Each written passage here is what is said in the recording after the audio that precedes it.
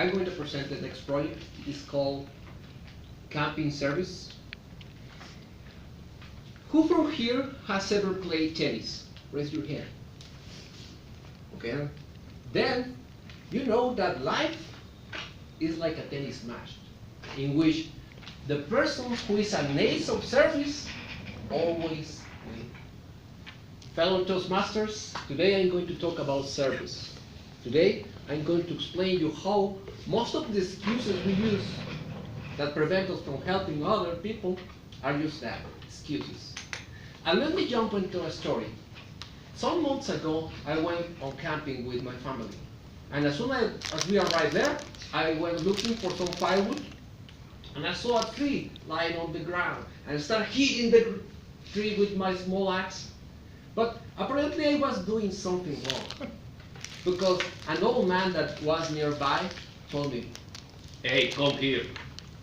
It was a skinny old man, probably close to his 70s, and he was this height.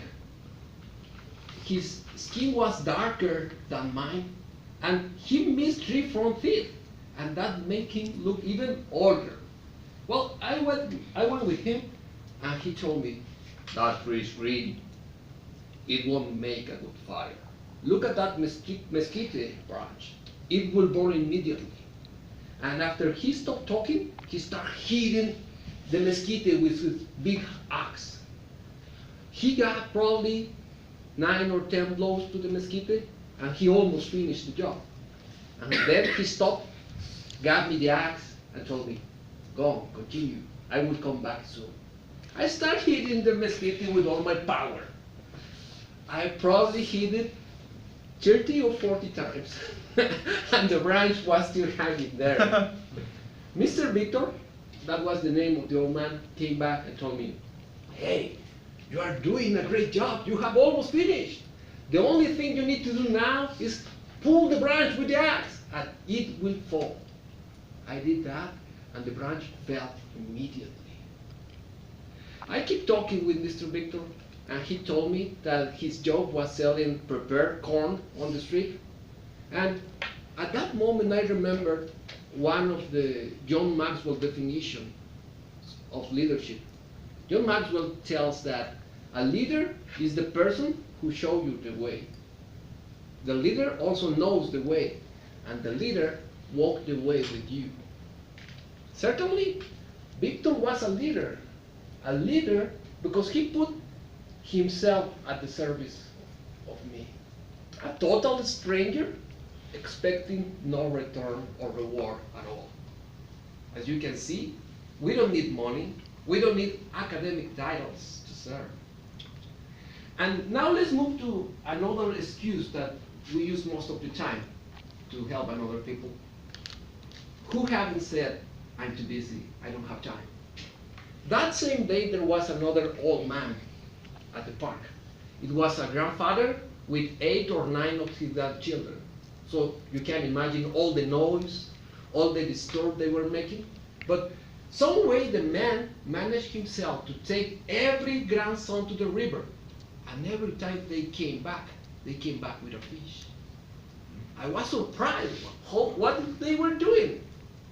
But the person who was more surprised was my son, Ricky. Every time they came back, his eyes went as big as plates. What are they doing? How do they get those fishes? I told Ricky, "Hey, do you want to go fishing?" "Sure, Daddy, let's go fishing." "Okay, go to the store and ask if they sell fishing rods." Ricky went there, and a few minutes later, he came back, sad and disappointed, because they didn't sell. But our conversation got to the ears of the grandfather, because he approached us and then told Ricky, "Hey, champion, do you want to go fishing?" Ricky immediately said, "Yes, I want to go fishing. Daddy, can I go?" "Sure, go fishing." Probably in 10 or 15 minutes, Ricky got back. And I saw him grow probably 2 centimeters, because he was proud. And he had a big smile on his face, because he has a small catfish hanging from the fishing rod. How much money will you pay for an experience like that? And again, It came from a total stranger who expected no reward at all from it. And you can say, most of the excuses are just that, excuses. We don't need academic titles, money, or much time to serve. And let me close my speech with a quote from Martin Luther King.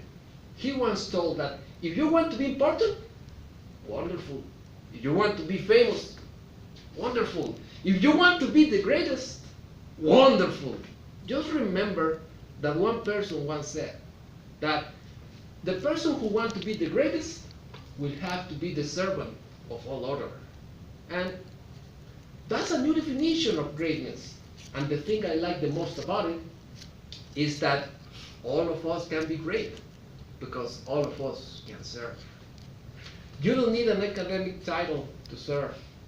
You don't need to know Einstein's relativity theory to serve. You don't need the second law of thermodynamics to serve.